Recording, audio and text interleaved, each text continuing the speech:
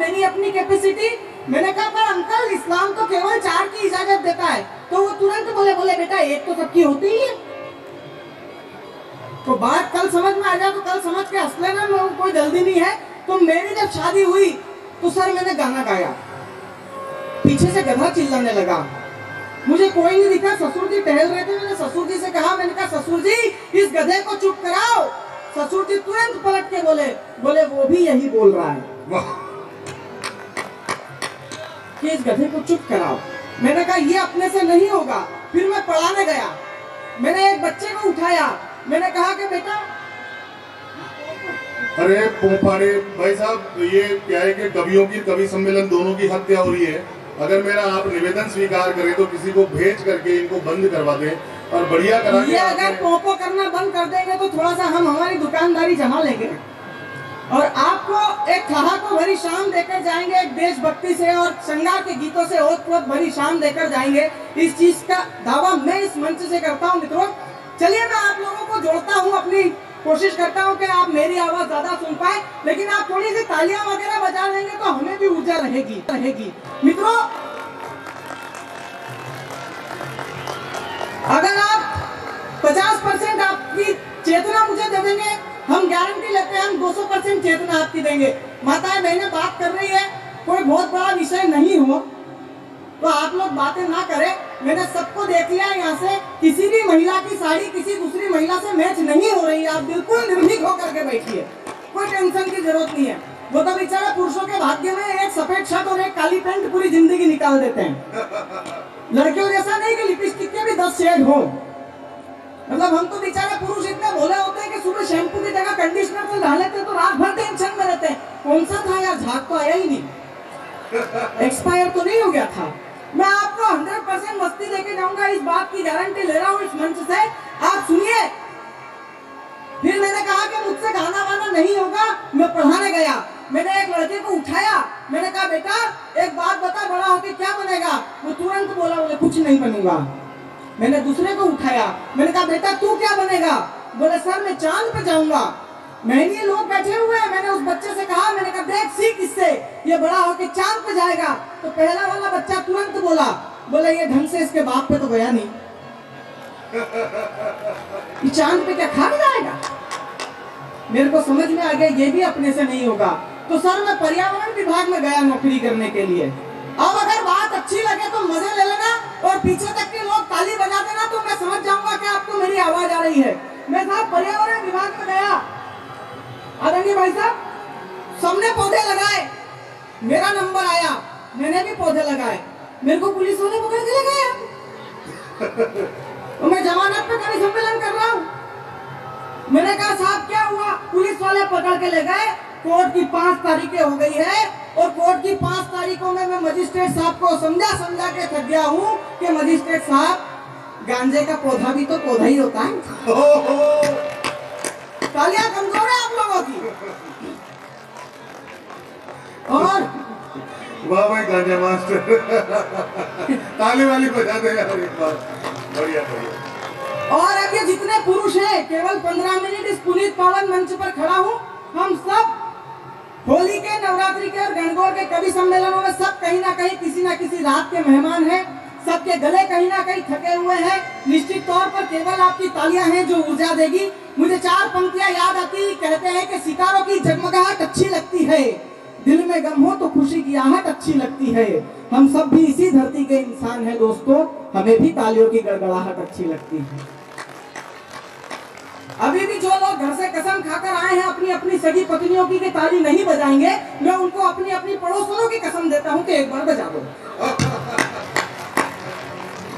ये जानकर अच्छा लगा कि लाखेरी में पड़ोसन प्रेमी भी है। मैं बता रहा हूं आपको सर, जितने लोग हैं, मैं नहीं जानता सर कि आप किस पार्टी से बिलोंग करते हैं, किस राजनीतिक पार्टी से आप लोग वास्ता रखते हैं। मेरा एकमात्र मत है और अगर वो सब पुरुषों का मत हो तो सारे पुरुष मेरे साथ हो जाना, और जो मेरे साथ नहीं होगा मैं समझ जाऊंगा कि ये पुरुष नहीं है। सर कोई भी सरकार आती है, उस सरकार को एक ही चिंता, बेटी बचाओ बेटी बचाओ, बेटी बिल्कुल बचाओ, लेकिन ये बताओ हम लड़के क्या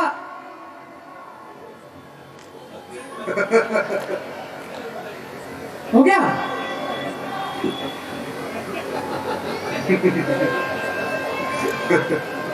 भाई साहब, हमारे कवि सम्मेलन बिरादरी में बोलते हैं कि अच्छा फोटोग्राफर वही होता है जिसको बचपन से दूसरों के घर में ताका झांकी करने की आदत होती है। मतलब मैं बता रहा हूँ आपको, हमारे मेरी शादी में भी एक फोटोग्राफर साहब आए थे, मेरे 5 फोटो खींचे और मेरे को बिठा दिया। मेरी पत्नी के 250 फोटो खींचे अलग अलग एंगल से, कभी ऐसे, कभी ऐसे, कभी ऐसे। मैंने कहा ये क्या कर रहे हो? बोले भाई साहब मैं भाभी जी को सेट कर रहा हूँ। मैंने कहा 1200 लोगों को 1200 बारातियों को खाना मैं खिला रहा हूँ, तो मेरी घरवाली को सेट तू करेगा। तो स्थितियां खराब हो जाती है। लेकिन मैं पुरुषों की बात पे आ रहा था कि पुरुष के लिए बेटी बचाओ, बिल्कुल बचाओ, लेकिन ये बताओ हम लड़के के चंबल नदी की बाढ़ में बह के आए हैं। पुरुषों तुम्हारा हक मांग रहा हूं मैं, तुम्हारी वकालत के लिए खड़ा हूं। हमको घर वालों ने YouTube से डाउनलोड कराए, क्या करा? फिर वो नारा आगे लगा बेटी पढ़ाओ। मैंने कहा क्यों पढ़ाओ? तो आदरणीय सुरेंद्र यादव जी बोले, और अगर इनकी बात अच्छी लगे तो आपके तालियों के हस्ताक्षर होने चाहिए। आदरणीय यादवेंद्र जी ने कहा, बोले हिमांशु बेटा तुम छोटे हो, समाज में खड़े होकर गलत बात मत किया करो। मैंने कहा भाई साहब मैंने क्या गलत बात करी? बोले बेटी का पढ़ना इस देश में बहुत जरूरी है। इस देश में एक बेटी पढ़ लेती है तो परिवार के 4 लोगों को शिक्षित करके छोड़ती है। सही बात नहीं है दीदी? उसके पीछे कॉलेज के 40 लड़के फेल होते हैं, उनकी तरफ किसी का ध्यान नहीं जाता। मेरी छाती पे सांप लौटते। जब देखो जो महिलाओं की तरफदारी करता है, ये नए लड़के मेरा साथ दे, जो देखो वो, मतलब आप देखो पुरुष के साथ समाज में इतना भेदभाव है कि शुरू में जो बचपन में पैदा होते ही कविता सिखाई जाती है, उसमें भी मछली जल की रानी। मेरे को मछली से ही आपत्ति है। मैंने मछली क्यों?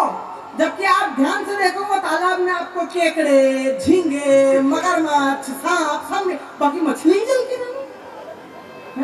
दीदी बच्चा थोड़ा बड़ा होता है। अच्छा मैं आपको एक बात बता दूं, हम लड़के बहुत खूबसूरत होते हैं। मानते हो आप कि नहीं मानते हो? पुरुष खूबसूरत होते हैं, क्योंकि ब्यूटी पार्लर जाने की जरूरत किसको पड़ती है? महिलाओं को पड़ती है। और हमारी खूबसूरती को बट्टा लगाती घर की बुढ़ी महिलाएं। सही बता रहा हूं आपको।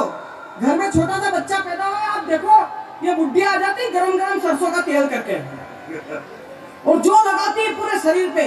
मेरे को समझ में नहीं आता इनको बच्चा बड़ा करना होता है कि पुलिस विभाग के लिए लट्ठू तैयार करना होता है। बताओ, आप लड़कियों को मिलाते हैं Johnson baby, no tear shampoo, Himalaya baby product, और लड़कों को कैसे मिलाते हैं? आप सबने ये दृश्य देखा होगा, दोनों घुटनों के बीच में गर्दन फंसाएंगे, एक इतना बड़ा पत्थर लेंगे, गधे ना तो नहीं है। अच्छा जितने सारे विज्ञापन आप देखो, जितने सारे विज्ञापन देख लो, सारे महिलाओं के लिए। वो टब में बैठी रहेगी, डव का विज्ञापन, साबुन। लड़के साबुन से नहीं नहाते, लड़के मिट्टी लगाते हैं शरीर पे। हमको साबुन की जरूरत नहीं पड़ती। क्या डीओ का विज्ञापन लड़कियों का। बच्चों के कपड़े बेच रहे हैं महिलाओं के माध्यम से। पुरुषों के लिए कौन सा विज्ञापन? एक लठोरी लट्ठे जैसे अंकल जी आएंगे इतनी मोटी तोन लेके, इनो काम शुरू सिर्फ 6 सेकंड में। वेद ऋषि का अश्वकल्प बवासीर से निजात पाए 20 दिनों में। ये हमारे लिए विज्ञापन है। एक महिला 4 लोगों के पैर छूले, आह से आह तक। हम लड़कों की कमर में दर्द नहीं होता? हम लड़कों की कमर अंबुजा सीमेंट से बनाई है भगवान ने? यार ताली आपकी कमजोर है, मैं पुरुषों की वकालत कर रहा हूँ। और पुरुष कितने भोले होते हैं, सादा जीवन उच्च विचार, कोई खर्चा नहीं। भगवान कसम खा के बता रहा हूँ, पिछले दिनों मेरे ससुर जी का फोन आया, बोले हिमांशु क्या कर रहे हो? मैंने कहा सहन। बोले मतलब? मैंने कहा पापा जी ये क्या मुसीबत छोड़ रखी है, दिन भर छाती पे तनी रहती है। तो उधर से मेरे ससुर जी इमोशनल हो गए। बोले बेटा मेरे बारे में सोच, मैं तो इसकी भी माँ के साथ निभा रहा हूँ। तालियां कमजोर है आप लोगों की, मैं फिर बोल रहा हूँ। सर आप लोगों के घर में खाना परोसा जाता है, भैया आप लोगों के घर में खाना परोसा जाता है, मेरे घर पे डाला जाता है। सर मैं 20 दिन के कवि सम्मेलन के बाद में घर गया, मेरी बीवी मेरे को खाना ऐसे दे रही है। मैंने कहा क्या है ये? बोले देखो पंडित जी आए थे कथा करने, उन्होंने बोला। मैंने कहा क्या बोला? बोले उन्होंने बोला पहली रोटी गाय की, आखिरी कुत्ते की। गाय की मैं खा चुकी हूं।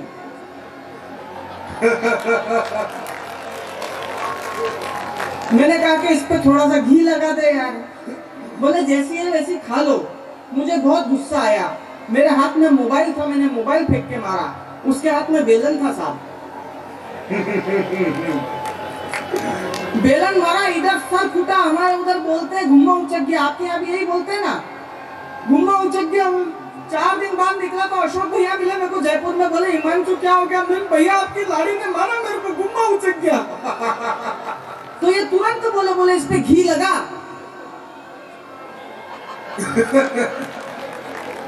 मैंने कहा भाई साहब अगर घी होता तो